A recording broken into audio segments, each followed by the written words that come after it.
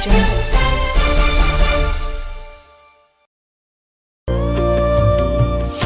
कुरुत्वं कल्याणम् आरोग्यं धनसम्पदः शुभं कुरुत्वं कल्याणम् आरोग्यं धनसम्पदः शत्रुबुद्धिविनाशाय दीपज्योतिर्नमो ಮತ್ತು ಅರ್ಥಶಾಸ್ತ್ರ ವಿಷಯಕ್ಕೆ ಸಂಬಂಧಪಟ್ಟಂತೆ ನಮ್ಮ ಅಧ್ಯಾಪಕರನ್ನು ನಿರಂತರವಾಗಿ ಅಧ್ಯಯನ ಮಾಡುವಂತಹ ಒಂದು ನಿಟ್ಟಿನಲ್ಲಿ ನಿರ್ವಹಿಸ್ತಾ ಇದೆ.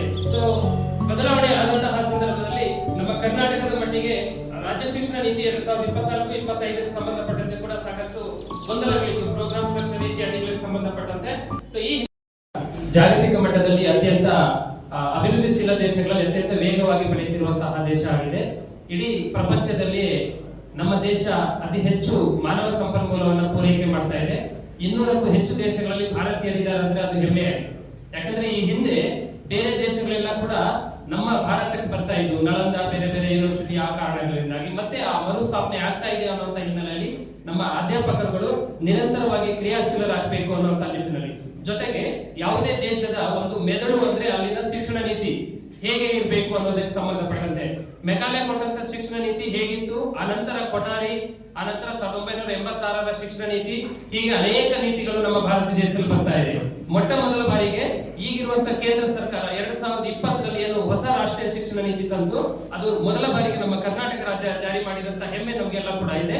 ಈ ನಿಟ್ಟಿನಲ್ಲಿ ಅರ್ಥಶಾಸ್ತ್ರ ನಮ್ಮ ಸಂಘ ಮ್ಯೂಟ ಏನಿತ್ತು ಅವಾಗ ಪುಟ್ಟಶೆಟ್ಟಿ ಸರ್ ಅಧ್ಯಕ್ಷರಿದ್ರು, ನಾನು ಕಾರ್ಯದರ್ಶಿಗಳಾಗಿದ್ದೆ. 3 ಜನ ಯೂನಿವರ್ಸಿಟಿಯ ವಿಶ್ವವಿದ್ಯಾಲಯದ ಕುಲಪತಿಗಳನ್ನ ಆಹ್ವಾನಿಸಿ ನಮ್ಮ ಮೈಸೂರು ಯೂನಿವರ್ಸಿಟಿಯ ವಿಜ್ಞಾನ ಭವನದಲ್ಲಿ ಮೊದಲ ಬಾರಿಗೆ ನಾವು ಒಂದು ಕಾರ್ಯಾಗಾರವನ್ನು ಹಮ್ಮಿಕೊಂಡಿದ್ವಿ.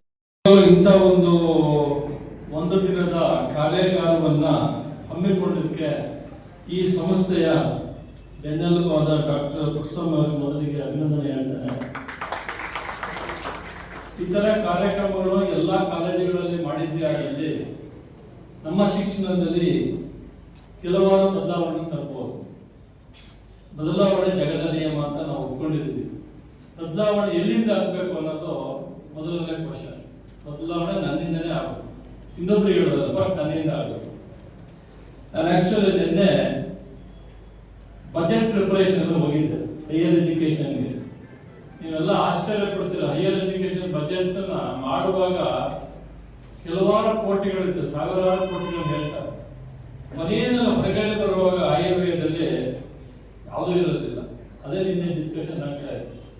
ಸೊ ಹಾಗಾಗಿ ನಾವು ಶಿಕ್ಷಣ ನೀತಿ, ಶಿಕ್ಷಣ ಬದಲು ಮಾಡಬೇಕಂದ್ರೆ ಇದಕ್ಕೆ ಹಣಕಾಸು ನೆರವು ಭಾರಿ ಮುಖ್ಯ. ಹಣಕಾಸು ಇಲ್ಲದೆ ಹೋದ್ರೆ ಏನಾಗುತ್ತೆ ಅನ್ನೋದು ನೀವೆಲ್ಲ ಚೆನ್ನಾಗಿ ಬಂದಿಲ್ಲ ಅಲ್ವಾ? ಸೊ ಅದೇ ರೀತಿಯಲ್ಲಿ ಒಂದು ಫಿಸ್ಕಲ್ ಪಾಲಿಸಿ ಅಥವಾ ಒಂದು ಸ್ಮಾರ್ಟ್ ಫಿಸ್ಕಲ್ ವೇ ಅನ್ನ ಹೇಗೆ ನಾವು ಮಾಡೋದು ಅನ್ನೋದೇ ಭಾರಿ ಮುಖ್ಯ ಶಿಕ್ಷಣದಲ್ಲಿ.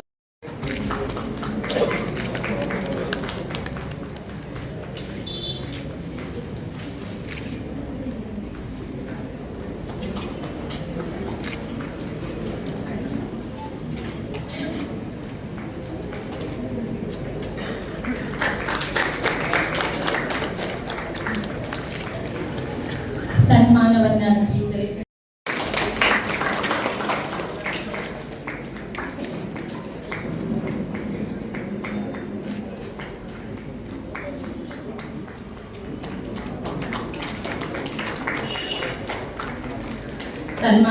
ಸ್ವೀಕರಿಸಿದಂತಹ ಮಹೇಶ್ ಸರ್ ಅವರಿಗೆ ಧನ್ಯವಾದಗಳು.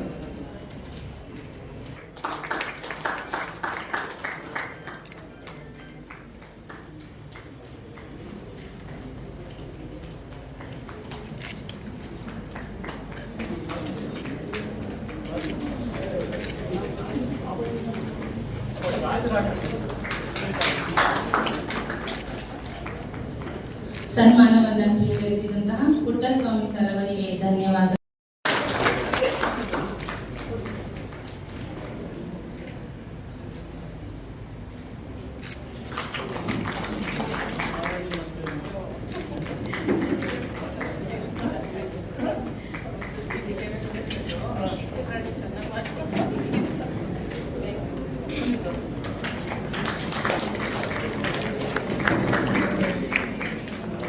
ಸನ್ಮಾನವನ್ನು ಸ್ವೀಕರಿಸಿದಂತಹ ಪ್ರತಿಮಾ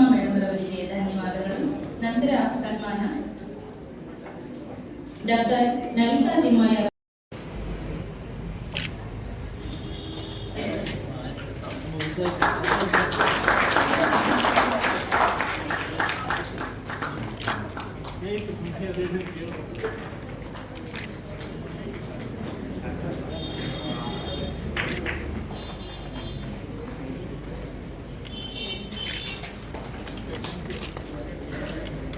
ನಿಮ್ಮ ಹತ್ರ ನಿಂತ್ಕೊಳ್ಳಿ. ಹಾಗೆ ಹತ್ರ ಬನ್ನಿ, ಸ್ವಲ್ಪ ಹತ್ರ ಬನ್ನಿ, ಸ್ವಲ್ಪ ಆಗಿರಿ ಸರ್, ಆಗಿರೋ ಒಂದು ಸೆಕೆಂಡ್ ಆಯ್ತು.